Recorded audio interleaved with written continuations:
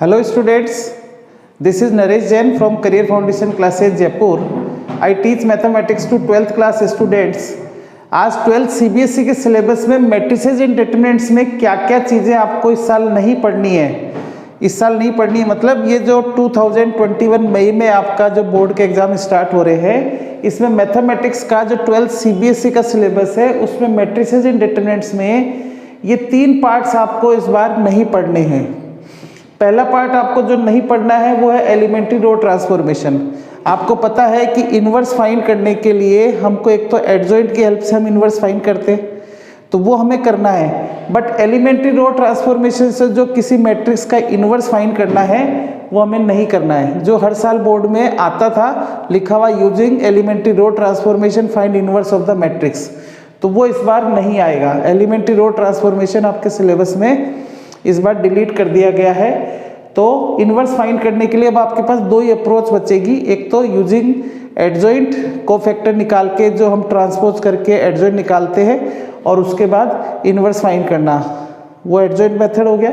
दूसरा, किसी मैट्रिक्स दे दी जाती है 2x2 की या 3x3 की और उसमें एक मैट्रिक्स इक्वेशन दे दी जाती है कि show that a² - 5a + 7i = null matrix. तो आप इसको वेरीफाई कर देते हैं, लेफ्ट हैंड साइड में पुट करके नल मैट्रिक्स आ जाती है और उसके बाद लिखा रहता है हेंस फाइंड a इनवर्स। तो इसकी हेल्प से a इनवर्स कैसे फाइंड करते हैं, तो वो प्री मल्टीप्लाई करके a इनवर्स से पूरी इक्वेशन को फिर फाइनली हमारे पास a इनवर्स का एक एक्सप्रेशन आ जाता है, वो हमारे इनवर्स फाइंड करने के लिए आ सकता है। ठीक है ना, तो ये इस बार आपको नहीं पढ़ना है। ठीक है, ये इन्वर्स फाइंड करने का एक लेंथी मेथड होता था, इसमें 4 या 5 मार्क्स में क्वेश्चंस आता था, वो इस बार नहीं आएगा। नेक्स्ट पार्ट जो डिलीट हुआ है वो है प्रॉपर्टीज ऑफ डिटरमिनेंट्स, कि डिटरमिनेंट की वैल्यू तो हमें फाइंड करना आनी चाहिए कि फर्स्ट रो से या सेकंड रो से या थर्ड रो से या फर्स्ट कॉलम से सेकंड कॉलम से थर्ड कॉलम से 3x3 की कोई डिटरमिनेंट हो उसे हमें एक्सपांड करना तो आना चाहिए। जैसे 1 2 3 4 7 -1 3 4 2, ये 3x3 की एक डिटरमिनेंट है, इसकी वैल्यू फाइंड करना तो हमें आता है। बट हम कुछ प्रॉपर्टीज पढ़ते थे कि फर्स्ट रो को हम अप्लाई करते थे कि r1 - ट्वाइस ऑफ r2, है ना, इस तरह के ऑपरेशंस, या फर्स्ट कॉलम पे c1 पे c1 + c2 + c3, इस तरह से कुछ ऑपरेशन लगा के राइट हैंड साइड में कुछ प्रूव करना पड़ता था। या ये जो एलिमेंट्स है डिटरमिनेंट के, ये बड़ी वैल्यूज होती थी तो उनको सिंप्लीफाई करने के लिए हम कुछ प्रॉपर्टीज काम में लेते थे, तो वो प्रॉपर्टीज ऑफ डिटरमिनेंट्स इस बार सिलेबस में नहीं है, तो ये भी इस बार आपको स्टडी नहीं करना है। डिटरमिनेंट का सिंपल वैल्यू फाइंड करना आना चाहिए, कोफैक्टर क्या होता है, माइनर क्या होता है, ये आपको पता होना चाहिए। तीसरा पार्ट जो डिलीट हुआ है वो है check for consistency of linear equations.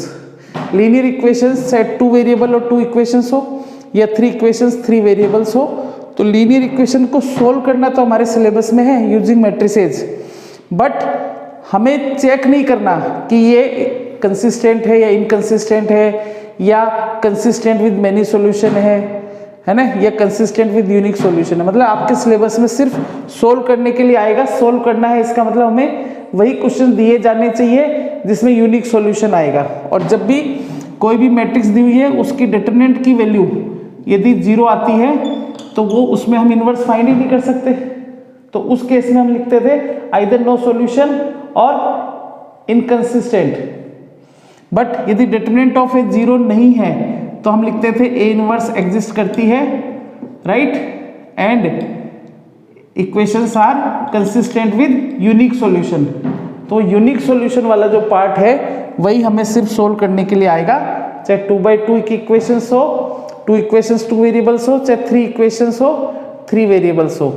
तो जनरली हमारा जो बड़ा क्वेश्चन मैट्रिक्स डिटरमिनेंट से बनता है वो लीनियर इक्वेशंस को सोल्व करने का ही आता है, और जनरली उसमें वैसे भी क्वेश्चन जो है यूनिक सॉल्यूशन वाला ही आता था।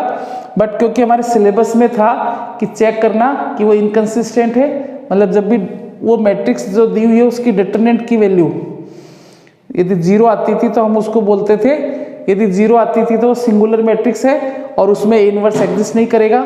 फिर हमें दूसरी अप्रोच लगा के देखनी पड़ती थी, adjoint of A into B निकाल के हम चेक करते थे यदि वो नल मैट्रिक्स आती है या नल मैट्रिक्स नहीं आती है, तो उसमें इनकंसिस्टेंट या कंसिस्टेंट विद मेनी सॉल्यूशंस वाला हम पार्ट देखते थे, तो वो इस बार सिलेबस में नहीं है। हमारे मतलब सिर्फ कंसिस्टेंट विद यूनिक सॉल्यूशन आएगा, यानी उस मैट्रिक्स की डिटरमिनेंट की वैल्यू 0 नहीं होगी, मतलब वो नॉन सिंगुलर मैट्रिक्स होगी, नॉन सिंगुलर मैट्रिक्स होगी यानी इन्वर्टिबल होगी। ठीक है, तो उससे हम लीनियर इक्वेशंस को सोल्व करते हैं। तो क्वेश्चंस हमने कर ही रखे हैं, वो जो स्टूडेंट्स कर रहे हैं उन्हें आइडिया है ही। तो आप ये 3 पार्ट इस बार मत पढ़िएगा, ये आपके सिलेबस में नहीं आएगा।